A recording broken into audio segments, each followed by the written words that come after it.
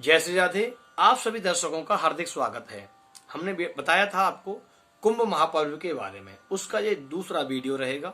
इसमें हम बताने वाले हैं 4 स्थानों पर जो कुंभ पड़ता है और विशेष तौर पर आपका प्रयाग, उज्जैन, नासिक और हरिद्वार, इन चारों स्थानों पर जब कुंभ आता है तो 12 वर्ष के बाद में कुंभ की विशेषता और आनंद से मनाया जाता है। कुंभ की उत्पत्ति जिस समय समुद्र मंथन हुआ और भगवान नारायण ने देवताओं को बताया कि आप समुद्र मंथन करेंगे तो आपको अमृत प्राप्त होगा और दैत्यों से बार बार जो आपको परेशानी, जो कष्ट होता है, उससे आपको मुक्ति प्राप्त होगी। उसके लिए आप समुद्र मंथन करें। तो वीडियो थोड़ा लंबा होने वाला है, वीडियो को पूरा देखें।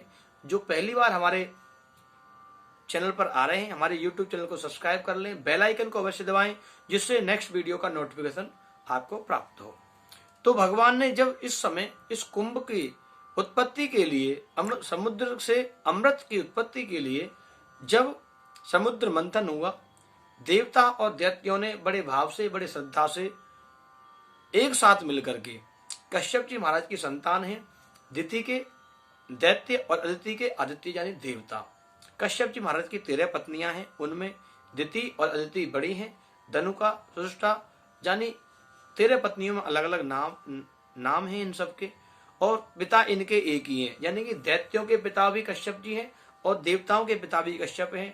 यानी कि गरुण जी महाराज के भी पिता कश्यप जी हैं और काले नाग जो कतरु के हुए उनके पिता भी कश्यप जी महाराज हैं। यानी सृष्टि में कश्यप जी महाराज का बहुत बड़ा योगदान है। सृष्टि के विस्तार में कश्यप जी महाराज ने संसार को विस्तार में बहुत बड़ा योगदान दिया भगवान के सहायता से, भगवान की कृपा से।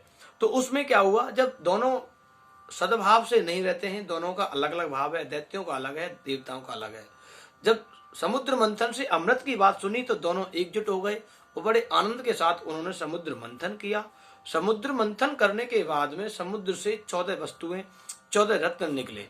बासुकी नाग को रस्सी बनाया, मंदराचल पर्वत को नथनी बनाया यानी कि रही बनाया, और भगवान नारायण ने कछुए का रूप लिया, कच्छप का रूप लिया और उसके नीचे धुरी का कार्य किया, जिसपे समुद्र का मंथन के लिए उस मंदराचल पर्वत को टेका गया। और फिर दोनों देवताओं ने और दैत्यों ने बड़े भाव से, बड़ी श्रद्धा से उसका मंथन जब आरंभ किया तो महाराज ऐरावत नाम का हाथी और अलग प्रकार के 14 रत्न निकले, जिसमें अश्वश्रवा नाम का घोड़ा और हीरा, पुष्पराग मणि और आपके कामधेनु गाय, लक्ष्मी जी भगवान नारायण को शोभायमान हुई, फूटा हुआ चंद्रमा भगवान शंकर ने अपने माथे पर लगा लिया। अब जैसे ही निकलने वाला था अमृत तो निकला नहीं, उससे विष निकल आया। जब विष निकला तो महाराज पूरे संसार में हाहाकार और बड़ा दुख और बड़ी परेशानी का संकट आ गया कि ये यहाँ गिरेगा, पूरे संसार को विष तहस नहस कर देगा।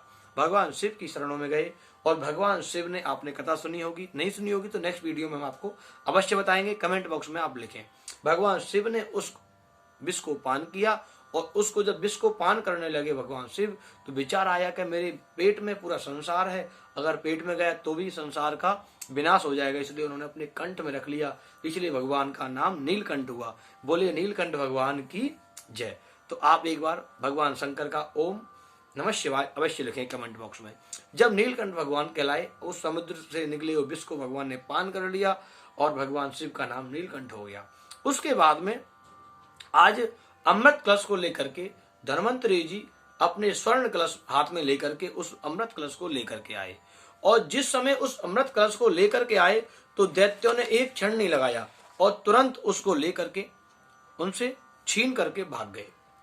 देवता सब दौड़े दौड़े भगवान नारायण की शरण में गए, भगवान नारायण से प्रार्थना करने लगे, प्रभु यह सब क्या है, हमें अमृत चाहिए था और दैत्य अमृत कलश लेकर के भाग गए।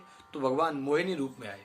जिस समय दैत्य भाग रहे थे, जहां जहां उस अमृत कलश की बूंदें गिरी, जहां जहां कलश में से अमृत झलका गिरा, वहां पर यह कुंभ महापर्व मनाया जाता है।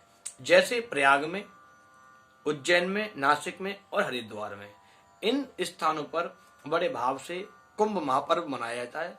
उसके बाद में 5वां स्थान है भगवान नारायण का घर, भगवान बांके बिहारी का घर, श्री वृंदावन धाम। वृंदावन धाम में